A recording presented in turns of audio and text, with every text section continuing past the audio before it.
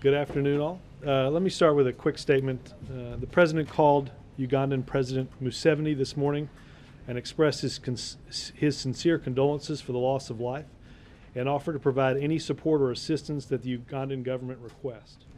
The leaders reaffirmed their shared commitment to working together to combat terrorist organizations that threaten innocent civilians around the world. Mr. Feller? Thanks. A few topics today, Robert. Just to follow on that point, is there any specific assistance that the U.S. is providing at this point?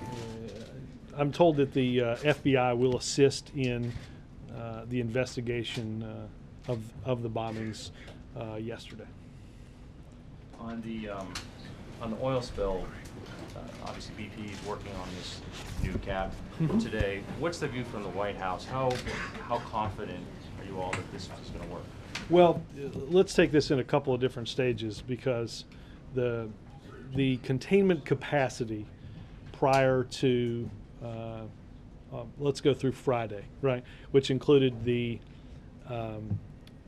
top hat going to the Discover Enterprise and the Q4000, which was connected to the choke line, represented about 25,000 barrels of containment capacity on any given day. Sometimes it fluctuates to a little bit more, a little bit less.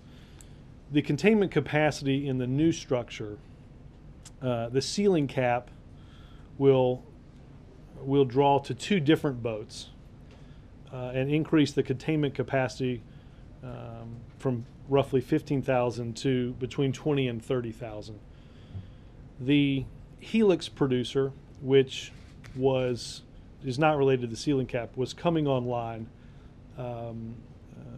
separately. We made the ceiling cap and the Helix producer movements happen together rather than separately as was originally called for, but changed because of weather. The Helix producer was installed over the weekend and began containment around noon today. Initially, we expect to get maybe 8,000 barrels of oil a day as the producer ramps up, pressurizes to a containment capability of 20 to 25,000 barrels a day. And because of the increased containment capacity out of the ceiling cap, the choke line, which was feeding to the Q4000 at about 10,000 barrels a day, will have its containment capability increased to 20 to 25,000 barrels a day. So in short, as we replace the ceiling cap and as we add the Helix producer, we'll go from a containment capacity of around 25,000 barrels of oil a day to a containment capacity of 60 to 80,000 barrels of oil a day. In addition, the ceiling cap will assist in the eventual killing of the well. You could either do it separately if the integrity of the wellbore has been maintained through the explosion. And if not, it helps when the relief well intersects to the well in having a separate point of pressurization for mud and cement. So that is the process that is ongoing. The progress report that we have all gotten here is, as I mentioned, the Helix producer is now online. And they are making progress with the new cap. And we're certainly hopeful that over the course of the next several days, they'll get that on, they'll get that tightened appropriately, and the containment capacity that I just described will increase in a way like we haven't seen thus far. You said several times in breaking that down, the idea that these things will happen, that capacity will increase. So is this a point at which the White House can say to the American people this is a turning point? Well, I think obviously a turning point in the sense that our containment capacity is likely to be equal to what is coming out of the damaged blowout preventer.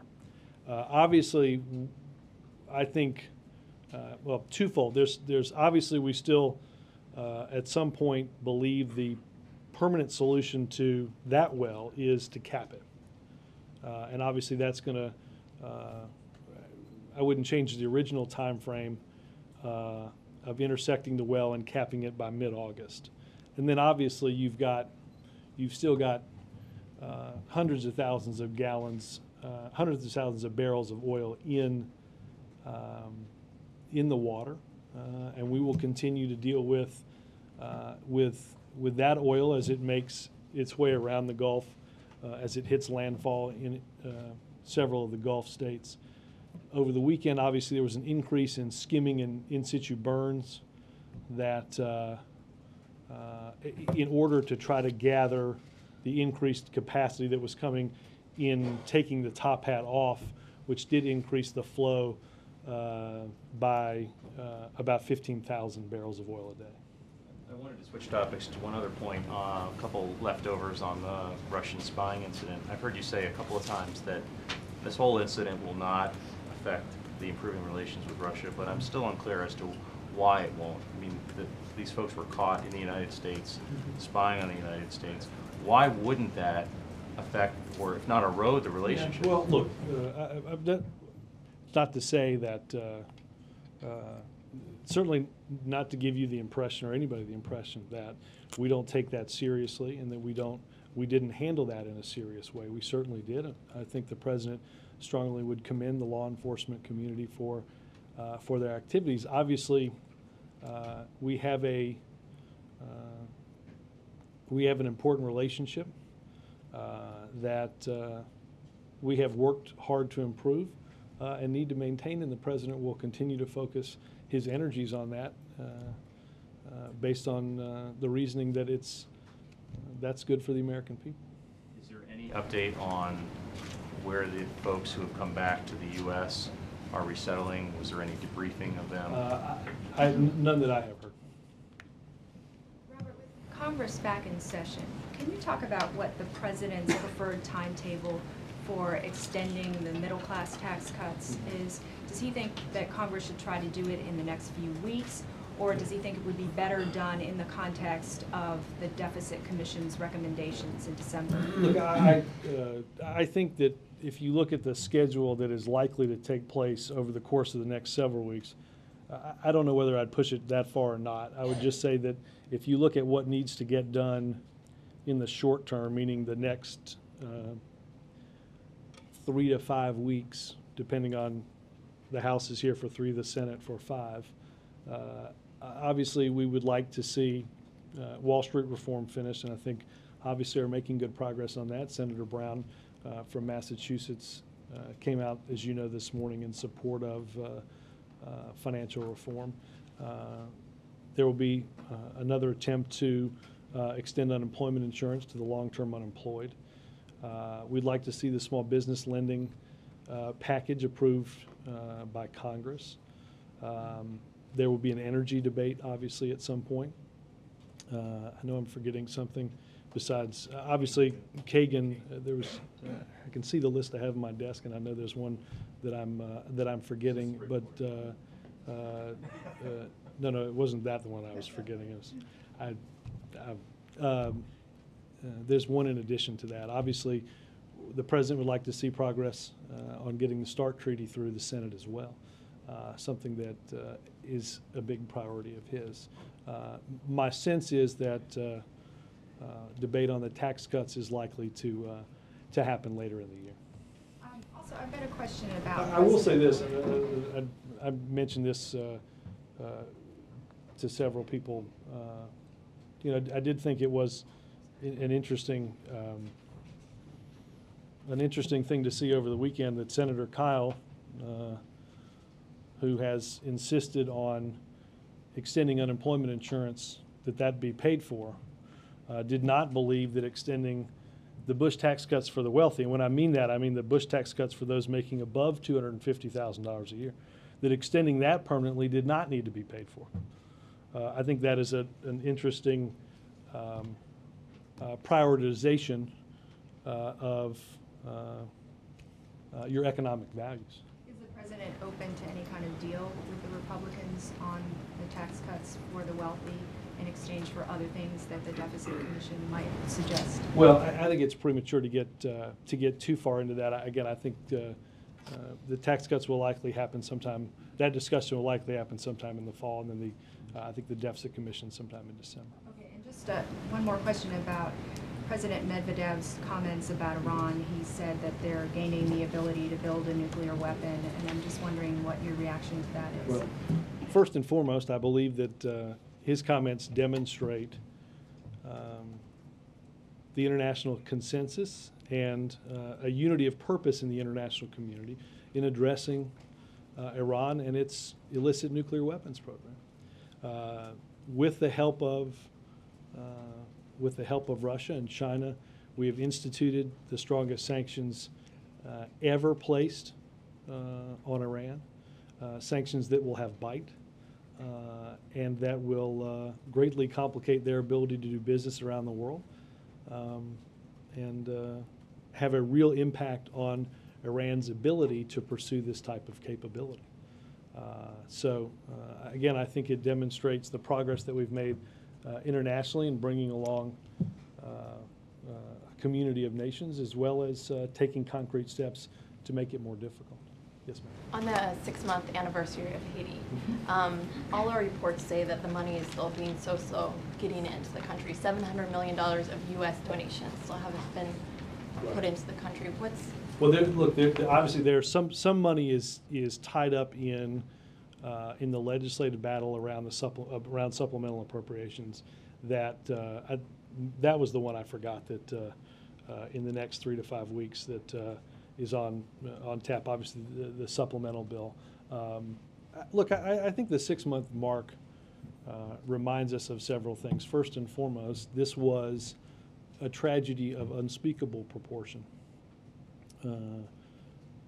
Several 100,000 people killed. Several 100,000 people are killed in what, before that earthquake struck, was the poorest nation in the Western Hemisphere. It reminds us all that we have work to do in responding not simply to the humanitarian crisis that we see continuing today, but the long-term efforts to rebuild Haiti and make it a stronger nation. Again, we are working with Capitol Hill to try to get that supplemental bill through, and hopefully that will make some progress, certainly on that score. Has the President expressed any frustration over the pace of how things are going in the region? Well, again, look, I think that, again, it reminds us that we have a lot of work to do.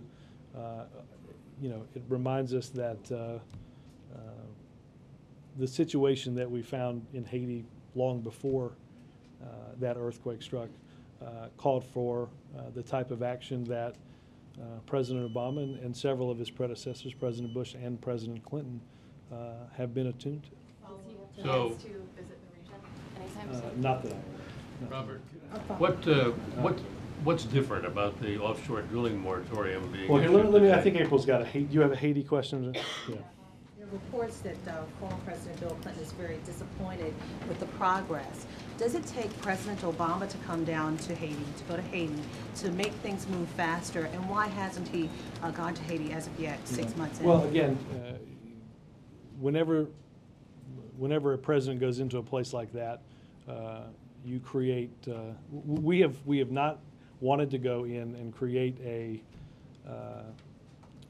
the movement of resources that it takes to support a trip like that. The First Lady is gone. Former President Clinton, former President Bush, working in conjunction, have been. And again, I think the anniversary reminds us that we still have work to do, and we'll continue to do that work. When you talk about that work, what are you getting? Are you still getting daily updates, and what are the assessments? The President does get regular updates, as do many in the National Security Council, and this is above and beyond what the State Department gets. I know that later, or they probably are in the middle of doing this briefing. Our USAID administrator is doing a briefing on our efforts thus far in Haiti over at the State Department today. We're going to do more. Sorry, New offshore drilling moratorium coming out later today at Interior. What is different about this that allows you to believe that you can escape another, court turnover? I would say this, and I don't want to get ahead of their announcement later this afternoon, but I will say two things. First and foremost, the President has and continues to believe that we have to be careful with what we're doing, given the uncertainty around what happened 84 days ago. We know that that is not without some economic consequences to the region, but it's imperative that we have a sense of what happened before we continue to do this again. And secondly, again, not to get ahead of what the Department of Interior will say, but obviously they will take into account what the judge laid out in his initial ruling at the district court level. So you really think you can craft it so that it is substantially different and will stand up in court? Yes, we do. We do. Robert, I just want to follow up on And I would say Haiti. just one second, one second. I do think there, I think there was some misreporting off of the appeals court case from the end of last week. The judge did not rule against our ability to prevent. The judge simply ruled that with no company seeking currently to actively drill in deep water, that basically there was, we did not, in a sense, we lacked standing for a ruling because the type of activity that we were looking to ban was not happening. But again, I think that the new moratorium that's issued by DOI will take into account the original suit's comments. But there's still a wide perception down there that you're choking off economic activity and jobs for people who won't even be drilling in deep water, but just in shallow water. Well, that's simply a misperception as to what we've ruled on, because nobody has suggested that shallow water drilling presents any different challenge than it did 85 days ago.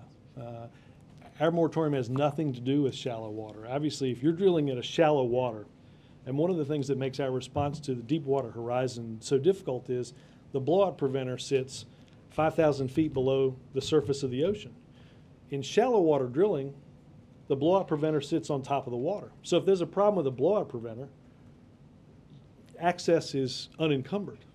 5,000 feet below the surface of the ocean, we are at the mercy of remotely operated vehicles in order to change that situation. So deep water and shallow water have not been and will not be treated differently. Robert, I Or, just I'm want sorry, to- will be treated differently, will not be treated the same. Go I just ahead, want to I'm follow up on sorry. Haiti. A little off When, Go ahead. when President Proval was here on March 10th, President Obama said specifically, quote, "America will be your partner in the recovery and reconstruction efforts." So when you read these stories saying that only about 28,000 people out of the 1.5 million who had their homes destroyed are back in real homes, doesn't that suggest that this partnership has failed? No, again, I think if you look at the response by this government, the response by the brave and courageous response by our military, again, there are challenges that are unique to this country based on, as I mentioned earlier, the fact that you were dealing with the poorest nation in the Western Hemisphere the moment before the earthquake struck. Again, it reminds us we have work to do. That work is ongoing. Help is ongoing. And we will seek to continue doing that. I wanted to ask you, there's some comments that the NASA Administrator Charles Bolden made a couple of weeks back that drew some interest, specifically from conservatives who are wondering why he said that one of the charges that the president gave him when he got the job was that he had to focus on outreach to the Muslim world. Yeah, Why is the NASA Administrator doing that? It's an excellent question, and I don't think that was not his task, and that's not the task of NASA. So did he just misspeak? I think so, Has the yes. president spoken to him about that to Not that- clear it up? No. Anybody here at the White House? I'm sure people at the White House here talk to NASA all the time. Quick follow-up on the drilling moratorium. Are you redefining what deep water is? Is it still going to be anything over 500 Again, or? DOI is going to have an announcement on this later today, and I will defer to that. Does this mean you're not going to pursue an appeal? And is it still 6 months starting today now? Well, Or again, is it going to be back track? Again, I'm not going to let DOI do this. If you have questions after that, we'll be Yeah, certainly, okay. yeah, we'll certainly. going back to the rest of your legislative agenda, clearly political rhetoric is heated up among all sides. How concerned are you? Political rhetoric in Washington? Yeah, I know, shocking. But how concerned are you that sort of the fact that campaign season is here, for better or for worse, is going to basically slow down or end much of what you can get done? Slow down what we can get done. I don't think, wow, I don't, you mean somebody might vote no? You know, look, I mean, you know, the election calendar is what the election calendar is. I don't, it's not any different this year than it is every 2 years in a national election. I will say this, though, Chuck, what I just outlined as the business that is left in front of this Congress before heading home for the August recess is substantial. It's meaningful. Whether it's extending unemployment insurance to those that have been out of work for longer than in any recession since we began keeping statistics on long-term unemployment, making progress on funding for Afghanistan, a small business lending package. There are a whole host of things that are important, and the president believes should be done. First and foremost, getting financial reform done and making it the law of the land so that we don't find ourselves celebrating the 2-year anniversary of an economic collapse with rules that continue the way they did 2 years ago. That will be a big push of this president and a big push of this administration to get that done. I want to ask you about a comment that Senator Harry Reid made about 2 hours after Air Force One took off, apparently from Nevada, where he said he was asked about some ways he differs with the president, and he said that the president doesn't like confrontation. He's too much of a peacemaker. That he wishes that he'd be a little more forceful at times with the opposition. I'm happy to take a look at the context of that. I doubt that. I doubt what you think they might have meant or what they mean. He's just saying he thinks the president isn't forceful enough with the opposition. I don't have anything to say. Yep. Investors are very nervous right now. I mean, bearish sentiment is up because you have a lot of economic commentators predicting that we might have a double-dip recession or even worse. You know, employment still hasn't picked up. What's the bullish case that the White House is making? I mean, do you still have confidence in the economic direction you're taking the country, and why?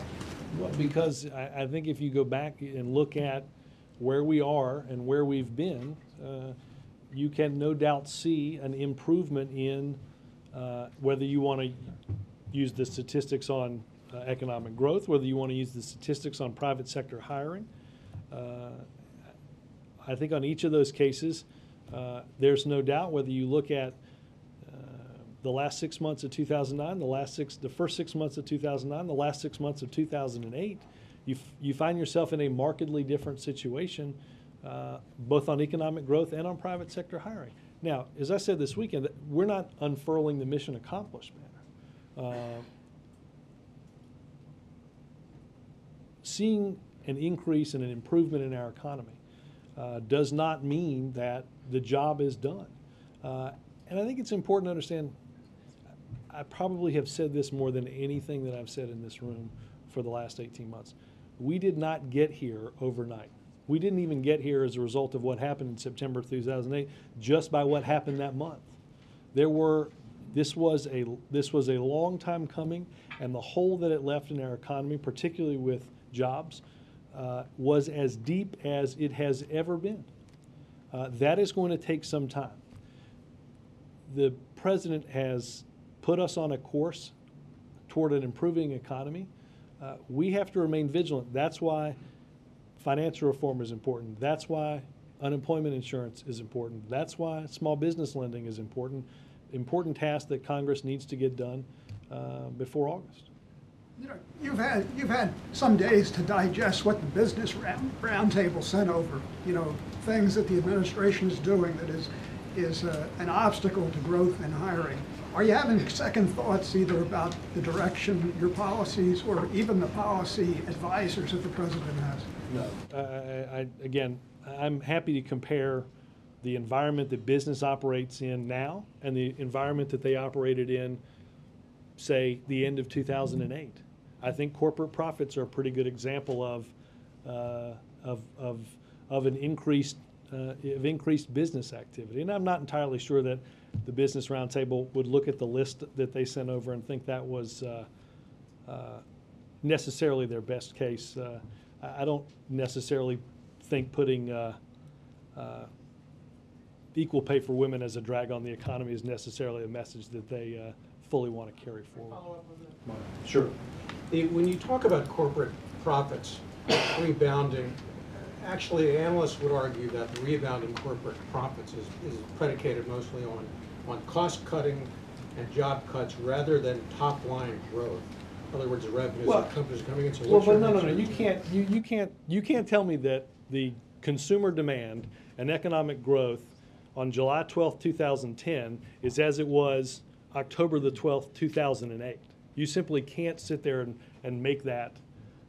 You can't make that comparison. You can't look at an economy that was contracting at more than 6% in a quarter with an economy that's growing at 3% a quarter and say that the consumer climate is the same. You can't look at a month in which we were losing almost 800,000 jobs and a month that we were gaining 100,000 jobs and say that the business environment's the same. I don't think anybody with a straight face would make that. Is the consumer robust then? How would you characterize it? I would say that, again, the consumer environment is improving. Are we out of the woods? By no means. Do we have to remain vigilant in ensuring the recovery of our economy? Yes. Will it take some time? Yes. Yes, ma'am. To follow up on the corporate issue, the business community is also arguing that if you lower the corporate tax rate, that could possibly encourage hiring. And the president early on in his administration said that he might be willing to look at that further down the line. Well, I think the president talked about looking at that in conjunction with also with the loopholes that we have in our tax code that allow, for instance, companies to derive a tax benefit from moving a job overseas rather than investing here. Look, I don't doubt that a corporate tax structure, looking at the loopholes, as the president talked about a long time ago, isn't something that could be valuable. That's one of the ones that Business Roundtable was raising, this whole issue of tax deferrals, and how they're saying you have to remain competitive abroad, U.S. competitiveness, and that argument that well, again, close that as a loophole. Closing tax loopholes and restructuring the tax code, I think the president believes can and should be done simultaneously. Mark. Robert, on the bombings in Uganda, is the administration accepting the claim of responsibility from the Somali group Al-Shabaab? Look, obviously the FBI is involved in this investigation. All I will say about this group, Mark, is that obviously this is a group that has made threats to the Ugandan people and to the Ugandan government based on its support of African Union peacekeepers in Somalia. That is not to say that there's been a definitive conclusion on who is responsible, but this is certainly a group that has threatened Uganda in the past. And I will say this, I think there is no clearer signal about the hateful motives of terrorists than was sent yesterday. What they seek to destroy and who they seek to kill, innocent people, just as the continent of Africa, just as the country of South Africa shows the world what it had built, I think speaks volumes to the hateful motives of those that history will judge as looking only to destroy and to kill rather than to build. Robert, on the moratorium, do you have a time on when that's coming out from Interior? I don't know. My sense is that it'll be sometime later this afternoon, probably like 4 o'clock or so. I don't know the exact time, I'll be honest with you. Follow up on the moratorium. There was a report over the weekend, the 33 or 34 rigs stationed down there, that one of them was pulling up stakes just because of the uncertainty and the legal challenges and a revised moratorium coming out. What concern is there at the White House about other rigs possibly doing the same? Well, look, I will say, Roger, this came up in our original discussions about the moratorium. We understand that this is not without The economic consequences of this were talked about. But what was also talked about at the same time was, what is our containment capability? What's a company's containment capability, and what is the government's containment capability in the event that something unique, a series of unique circumstances, whether the Deepwater Horizon was something that unique or something that is much larger, relating to blowout preventers, relating to the conditions in deepwater drilling. That is a chance the president weighed and decided not to take. Again, there are certain risks that are taken when drilling at that depth. The Deepwater Horizon explosion happened at a point in which the drilling had reached the oil reservoir, as we now see.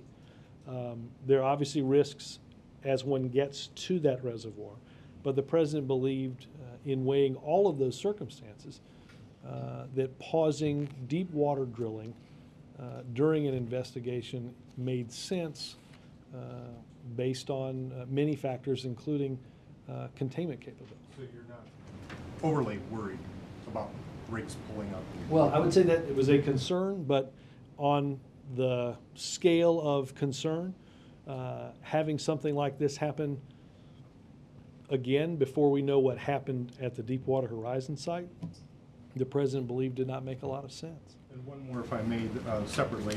There was a report that Netanyahu says that he sees direct peace talks with Palestinians beginning in early August. Do you have anything on that? I don't have anything specific on that. I know obviously the president is hopeful in creating conditions that move us from proximity talks to direct talks, and that we aren't having direct talks simply to have them. We're having them as a means to an end, and we're certainly hopeful that we're on that path.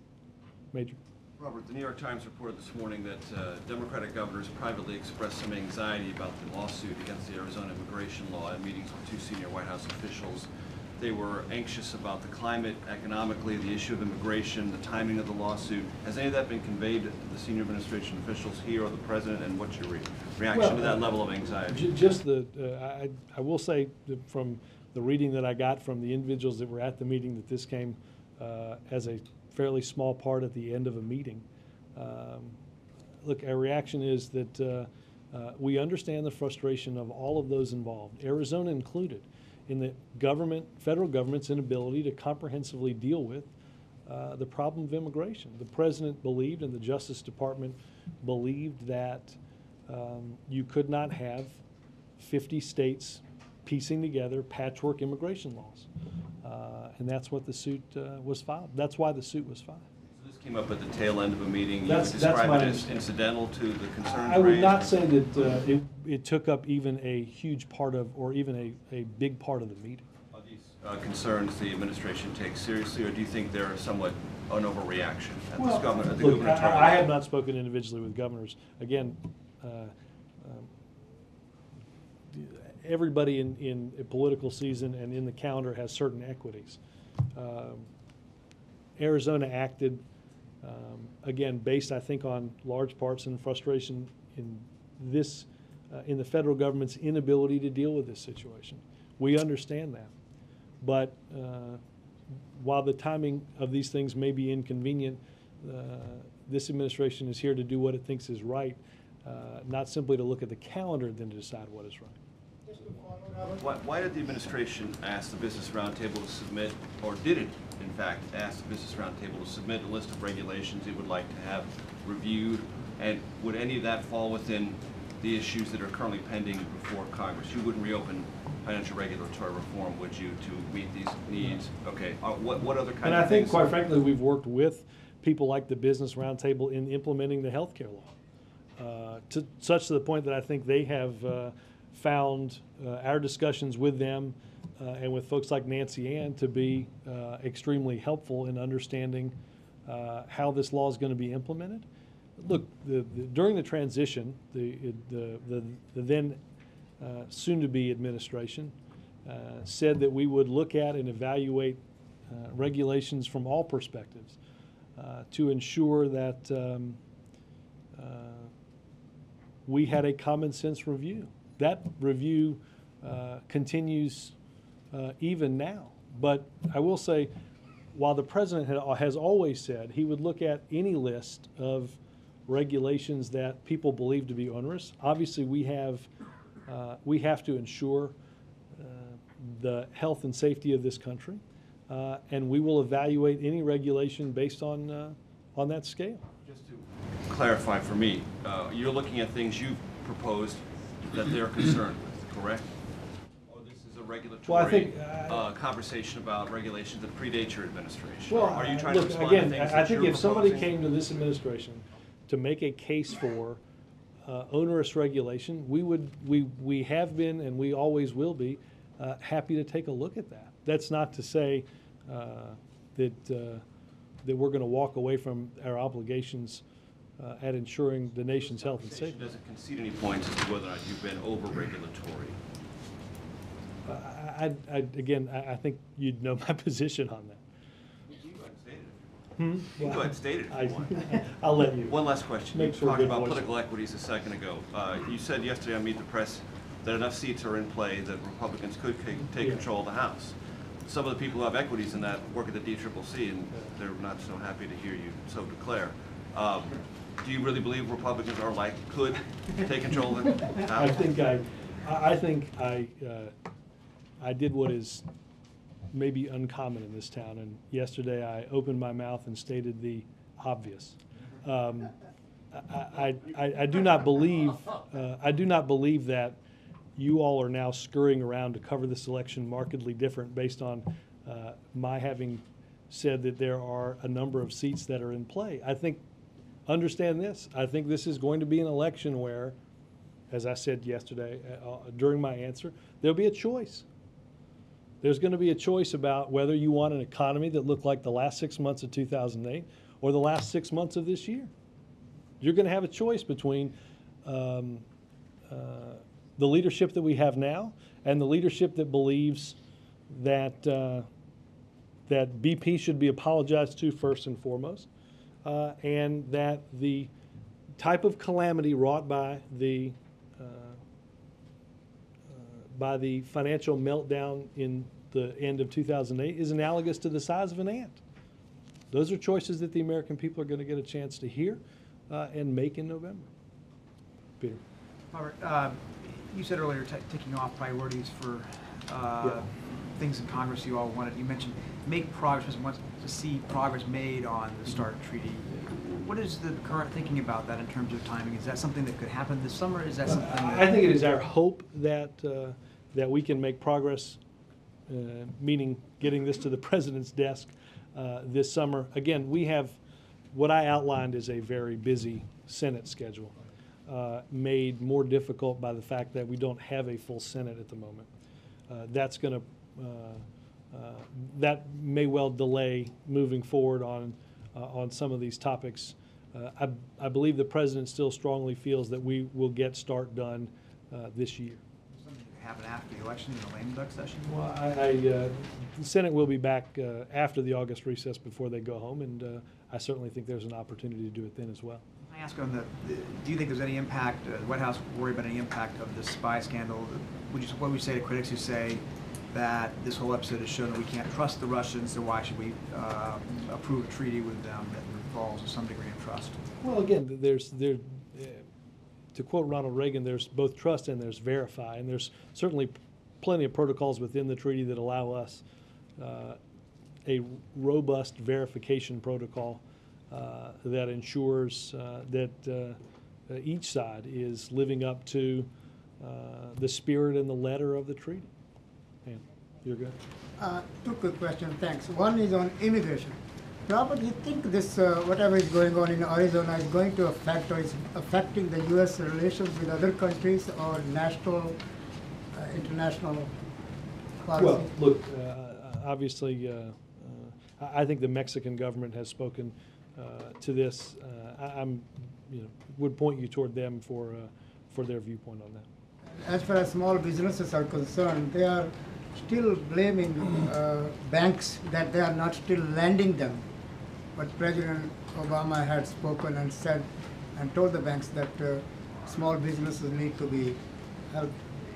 Well, again, one of the things I think the president believes that is on the agenda and should be done before we leave for August is an increase in our ability to lend a small business through a small business lending initiative that we think will make progress and feed the job creation businesses, the businesses that are most charged with creating jobs in this country. Yes, sir. Thanks, Robert. I have two quick questions, but first, can I follow from last week? Did you get anything back from the president on the Lend Back rally or the new Black Panther case? I have not talked to him about that, no. All right. First question, does the White House or the president have any reaction to this Sarah Palin Mama Grizzly ad? Has the president seen it? Not that I'm aware. Any reaction to the prospect of Palin as an opponent in 2012? There's been a lot of talk about that. I assume 2012 will sort itself out in the years 2011 and 2012. But again, I will say this: I think there is, there's a viewpoint that we will have a debate and discussion about in both, likely in 2010 and probably again in 2012 about the direction that this country is going to go. And I made this point. David Axelrod made this point. Where you're going to get an opportunity to think about whether we're going to go back to what we came from or whether we're going to go forward. And that's a debate I think the president and many here are anxious to have. The second question was, a lot of folks are wondering why nobody from the former MMS or the Interior Department has been held accountable for their part in the BP disaster. And I'm wondering, is there anything happening there? I would say that both the director of MMS and the director of permits within MMS no longer work for the federal government. Those were voluntary resignations. I mean, you said they weren't related to. They no longer work in the federal government. Yes, ma'am. Robert, last week you said you would check on why the president. Yeah, they should have gotten something back to you on that. If they haven't, I will get that. I'll get that done right after this. Yes. What were you checking on? I was checking on the notion of sanctuary cities and the Department of Justice. Yes, sir. Is there a viable Don't tell me you didn't. If you didn't have that on your list, Mark, then what the? I'm just saying. I mean, come on. If we can't, wow. Please note that in the transcript. I'm just saying that's it's remarkable. Go ahead, Peter. Is there a path to passage of immigration reform this year? Could it happen in the lame duck session? I don't know that the calendar is determinative of this. I think it's the support of those in both parties. I think the president feels pretty confident that he can bring most of the people in his party in the House or the Senate to the table on this. But again, as we've discussed on many occasions in here, there are those that have supported comprehensive immigration reform in the past that don't appear to be supporting comprehensive immigration reform now. It's certainly no less of a problem than it was when the Senate tackled this in 2005 and 2006 and 2007. There are 11 senators currently serving in the U.S. Senate that supported comprehensive immigration reform. So there is certainly a path to get this done, but it has to include those that originally thought this was both a priority and that spoke out passionately for a solution that was comprehensive in nature. Steve? Did the president make any progress on Friday in his call with President Abbas about the idea of moving to direct talks? Because given the statements of various Palestinian leaders, it doesn't seem that they're more convinced about moving to direct talks than they were, any more convinced than they were about the talk than before the Netanyahu meeting. Right. Well, look, I think, again, as I stated earlier, we think we have made progress in proximity talks and believe that those conditions can lead to and should lead to direct talks. So I have nothing beyond the readout that came out on the call with Abbas, but believe that we are heading in the right direction to make progress. Robert, April? two questions on health. One more in Haiti. President Obama's meeting with the Dominican Republic leader. Is he going to ask him about taking some of the Haitians from Port-au-Prince and relocating them there? Well, let me do this, April. Let me. I'd be happy to take that question after after that meeting rather than, I don't want to posit what the president might do or say. The meeting is about Haiti, though. I think that's certainly a part of it. Obviously, there are a host of regional issues that they'll get into. Savannah? Is it the administration's goal or desire that deep water drilling resume after its safety review? Once it's safe, yes. Yes, sir. Ken, I'll come back to you. Thank you, Robert. You point out frequently the differences between this administration and the previous administration. With the latest recess appointment, the obvious question is, why do you simply not wait for the confirmation process to go through and submit it to a Senate when they schedule a hearing before the appropriate committee and make recess? This wasn't a hearing problem, right? This is, we've had plenty of nominees that have had hearings that wait months and months and months and months before the Senate will be allowed to take it up. And when I mean be allowed to take it up, meaning simply getting unanimous consent to have a debate and a vote. Sometimes after 10 months of waiting, that unanimous consent is gotten and the approval of the nominees is unanimous. And then one simply wonders why we've waited 10 months. The health care law. The Senate was too slow on Berwick, is what it is. I will say that there are those in the Senate that had no intention of dealing with this nomination other than to play the political game. But how do you And know? Are you that cynical with the process already? You didn't want to get the, No, you didn't even want to see it play its way through? Look, I'm not a cynical person. I just have ample evidence. 21 times. 21 times. Let me compare the Bush administration and the previous administration and find a break. On 21 occasions, unanimous consent was blocked in order to, and cloture had to be invoked to get somebody a vote. 21 occasions. In the first year of the Bush administration, how many times did that happen? How many times did that happen? Did the president ever take How many any times did that action happen? Did he ever ask Chairman Fred, how many Bach? times did that happen? How many? How many? Zero. Did the Zero. president ever Yeah, ask guess what? Both of you knew the answer to that. Did the chairman ever ask Chairman Bacchus for a hearing?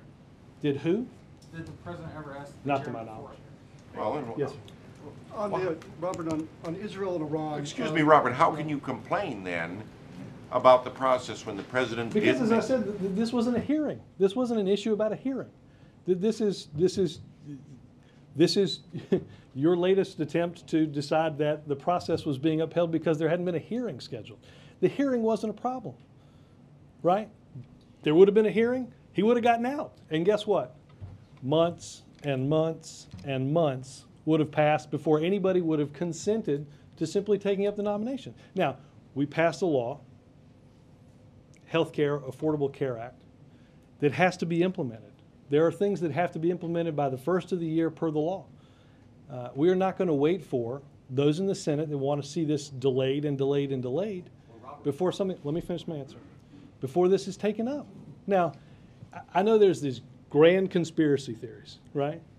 That somehow the American Medical Association, the American Hospital Association, the American Association of Retired Persons, Mark McClellan, and Tom Scully seem clearly not to be complicit in supporting somebody amply qualified to run CMS and to implement the law. And that's what the president sought to do. Have a hearing where all of that can be decided in July, and if there's a blockage of Again, recess, because- appoint him in August. Because, Major, we're not going to The counter wait. that you just No. described would not be affected by that. He'd still be in Absolutely. place. What's today? July 12th. We got 3 weeks until August. We're going to implement the law, Major. We're not going to wait around. You had a hearing in July and recessed appoint him in August. Why not We're go not through going to that? wait around for the same old people to play the same old political games time after time after time. We're just not waiting around for that. Yes, sir. Robert, I hate to get away from the excitement, but I know. on Israel and Iran, given the Netanyahu statements just in the last few days and Medvedev's statements, is there a feeling, the president have a feeling that U.S. has bought enough time against a possible Israeli Well, look, unilateral I'm not going to get into that type of discussion except to say that I think if you look at the level of sanctions placed both unilaterally by Congress, unilaterally I mean by the Treasury Department, by Congress, and by the United Nations, there's no doubt we have made it harder for those, as I said earlier, for Iran to pursue that capability. We will continue to ratchet that up until we see the type of progress that we need to. Ken? Our question on health. Oh, Ken had Robert. Robert, the administration is about to unveil its HIV and AIDS policy. I was wondering if you could talk a little bit about the scope of exactly what the administration has looked at. Previous administration had a very robust policy. Yeah, again, you expect to be at, you know, Ken, I'm gonna let, they're gonna do a call on this fairly shortly. They'll have the information that I think you guys are all looking for. Thank you, guys.